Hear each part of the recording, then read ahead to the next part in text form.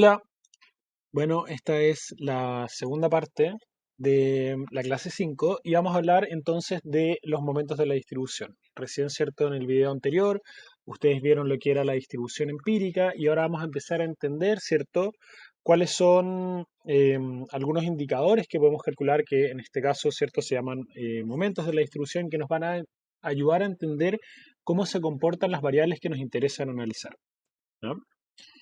Los momentos de la distribución, ¿cierto? Vamos a ver los primeros cuatro momentos y el primero es la media, que es el que se muestra acá. El segundo es la varianza, que viene en la siguiente lámina. El tercero es la simetría o las skewness y el cuarto es la kurtosis. Y cada uno de estos momentos nos va a dar distinta información sobre nuestra distribución. La media, ¿cierto? Nos muestra el punto de equilibrio o el punto medio, promedio, ¿cierto? De la distribución. La varianza nos habla de qué tan dispersas, ¿cierto? Son los valores de las variables respecto a la media. Tenemos, ¿cierto? Eso ya lo habíamos visto un poco. Acá hay un nuevo concepto que es el de también la mediana, o sea, también lo habíamos visto, pero relativamente nuevo, que en el fondo la mediana lo que nos permite, ¿cierto? Es ver justamente el valor que tiene la observación o la unidad que divide a la distribución por la mitad y deja al 50% de las observaciones a un lado y el 50% de las observaciones al otro. En general, ¿cierto? Cuando nosotros comparamos media y mediana, también obtenemos bastante información, ¿cierto? De la distribución. Típicamente con las variables de salarios esto se ve bastante, en las que uno tiene un promedio más alto que la mediana, lo cual te dice que hay valores más extremos, ¿cierto? De salarios más altos que están haciendo que suba el promedio, pero la mediana te muestra dónde realmente es el punto en el que divide a la distribución en dos, dejando, ¿cierto?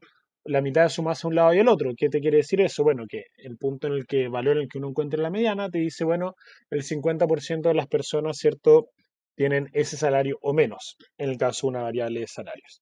Y cuando eso es menor, ¿cierto? Que el promedio, nos habla entonces de una distribución que no es muy simétrica y ya nos empieza a dar algunas luces sobre temas de desigualdad, por ejemplo, en ese caso.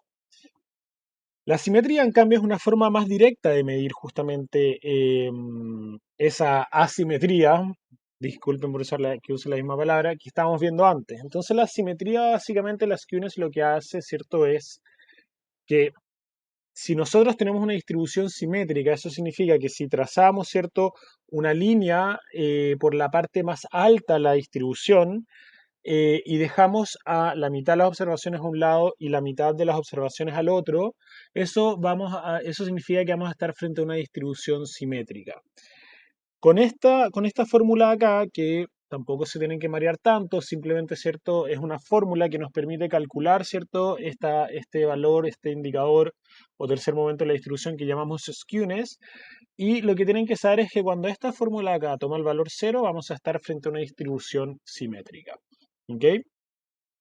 Por otro lado, tenemos la kurtosis, y esta mide qué tan concentrada está la distribución en torno a sus colas. ¿Ya? Básicamente, un valor más positivo de la kurtosis nos va a decir que hay una mayor masa de la distribución que está concentrada en las colas, y un menor valor de la kurtosis va a significar que hay una menor masa, una menor proporción, ¿cierto?, de la masa de nuestra distribución en las colas, ¿ok?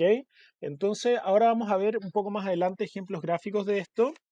Y a diferencia de las skewness, nosotros acá no tenemos, por así decirlo, un valor referencial que sea tan fácil de entender como en las skewness, que si es cero es simétrica. Pero lo que sí podemos hacer es decir que si tenemos, saber que la kurtosis toma un valor de 3, ¿cierto? Cuando estamos frente a una distribución normal estándar. Entonces, en el caso de la kurtosis, ese va a ser nuestro valor de referencia, por así decirlo. Otros indicadores importantes, ¿cierto? Como les había mencionado, son, bueno, el segundo momento de la distribución, que es la varianza, ¿ya? Acá se muestra una diferencia entre la varianza poblacional y la varianza muestral. Y acuérdense que la varianza, ¿cierto?, es el promedio de las desviaciones al cuadrado de cada observación respecto a la media de nuestra variable de interés y que estemos analizando.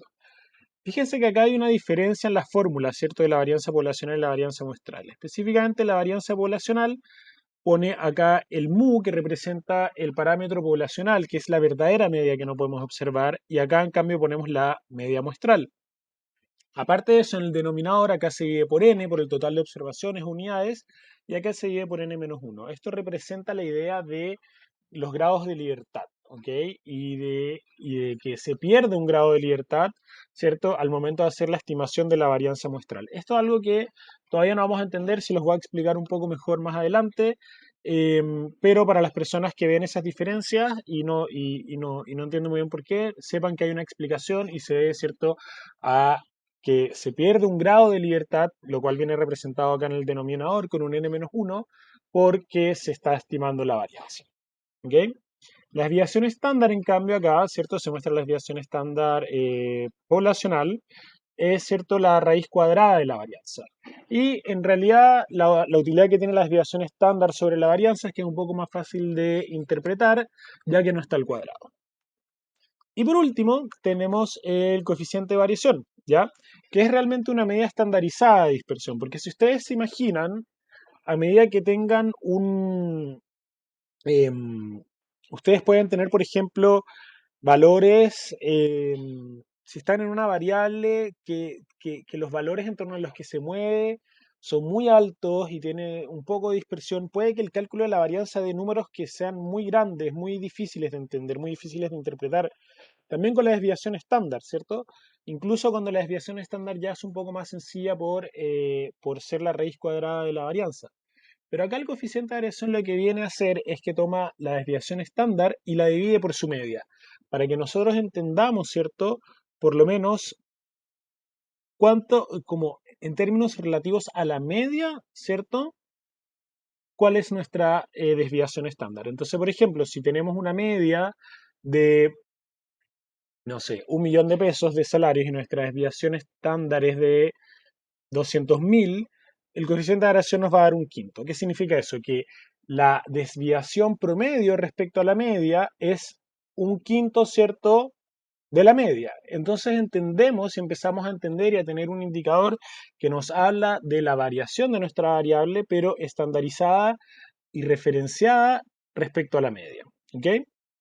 Y por último, acá se muestra el rango intercuartil. La próxima clase vamos a hablar un poco más de percentiles, pero básicamente lo que el rango intercuartil también es un indicador súper interesante y relevante porque nos muestra, ¿cierto?, el intervalo en el que se encuentra la mitad de las observaciones más cercanas a la media. ¿Qué significa eso? El percentil, ¿cierto? En la mediana, por ejemplo, la mediana es equivalente al percentil 50. Entonces, ¿por qué les digo eso? Porque en el fondo el percentil 75 acá es el valor que toma la observación que deja a un 75% de la masa de la distribución, ¿cierto?, en valores menores a esa observación y el 25% de la masa de la distribución en valores mayores al que tiene esa observación, ¿cierto? Siempre, obviamente, ordenando de menor a mayor todos los valores. O sea, el percentil 75 va a ser el valor de la unidad que permite dividir, ¿cierto?, a la distribución dejando el 75% de la masa a su izquierda y el 25% a la derecha. En cambio, el percentil 25 va a ser lo mismo, pero en el 25%, es decir, va a dejar el 25% de la distribución, de la masa de la distribución a la izquierda y el 75% a la derecha. Entonces, la diferencia entre estos dos nos habla de cuál es el rango y qué tan amplio, ¿cierto?, es el intervalo en el cual está el 50% de la masa de la distribución que está entre el percentil 75 y el percentil 25. Es decir, por así decirlo, es la parte central de la masa de la distribución. Y gracias al rango intercuartil vamos a ver qué tan amplia o acotada es, ¿verdad? Por ejemplo, en casos de salarios, a medida que sea más, ¿cierto?, grande este intervalo y sea más amplia la diferencia entre el percentil 75 y 25, vamos a estar, ¿cierto?, frente a casos de mayor desigualdad que rangos intercuartiles menores. Y al mismo tiempo, de nuevo, lo más importante es que nos muestra el rango y el intervalo en el cual se encuentra el 50% de la masa de distribución en su parte central, que está, ¿cierto?, en el centro de la distribución. Entonces, con estos momentos nosotros ya vamos a tener como fórmulas matemáticas y valores con los cuales vamos a poder analizar distribuciones. pero también es importante entender cómo se ve esto gráficamente. Entonces acá hay un ejemplo de un kernel, ¿cierto? Para una función normal con media cero y desviación estándar 1, o también una normal estándar. Entonces fíjense acá que el punto más alto está para la densidad en el punto 4, ¿cierto? Y su media está en torno al 0. Si vamos a la siguiente, acá lo que tenemos es la misma distribución normal, pero con desviación estándar 2. ¿Y qué es lo que pasa? Se hace un poco más ancha, ¿cierto? ¿Por qué? Porque respecto a la media hay, ¿cierto? Los valores de las observaciones tienen una mayor desviación.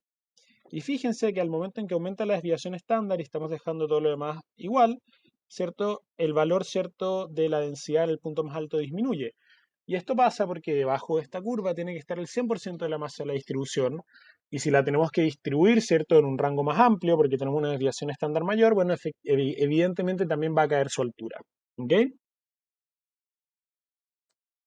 Luego, acá está otra con desviación estándar 4. Y bueno, sigue pasando lo mismo. Se hace aún más ancha y la parte más alta es aún menor. ¿Ok?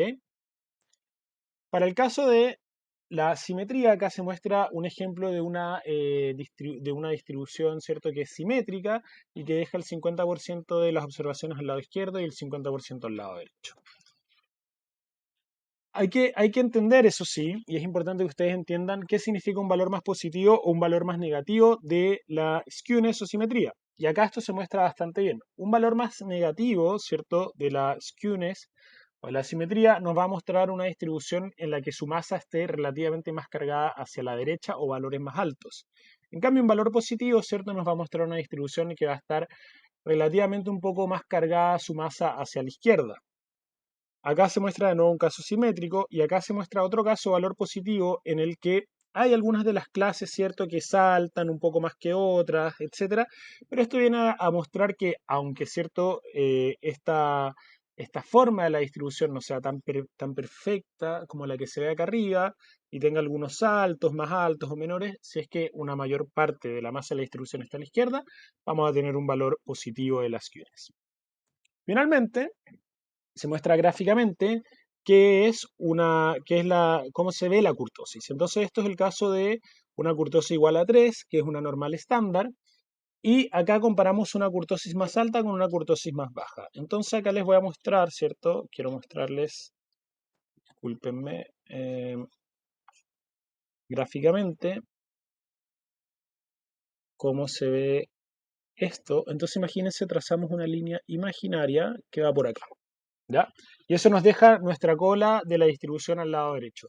Fíjense que en esa cola acá hay una mayor área, ¿ya? Es decir, hay una mayor parte de la masa de la distribución. Y acá eso es más pequeño. Por eso acá tenemos una kurtosis más alta y por eso acá tenemos una kurtosis más baja. Eso es lo que nos mide la kurtosis. ¿Qué tan concentrada, cierto, está la masa de nuestra distribución hacia las colas o hacia su centro? Entonces acá ustedes ya tienen herramientas, ¿cierto?, para ver, para empezar a entender mejor las distribuciones, no solamente de forma gráfica, sino también a través del cálculo de los momentos y algunos indicadores como el rango intercuartil, la desviación estándar, ¿cierto?, el coeficiente de variación, en la cual ustedes van a poder entender, ¿cierto?, gráficamente y también a través de indicadores, ¿cierto?, matemáticos, el comportamiento de las distintas variables que vamos a analizar.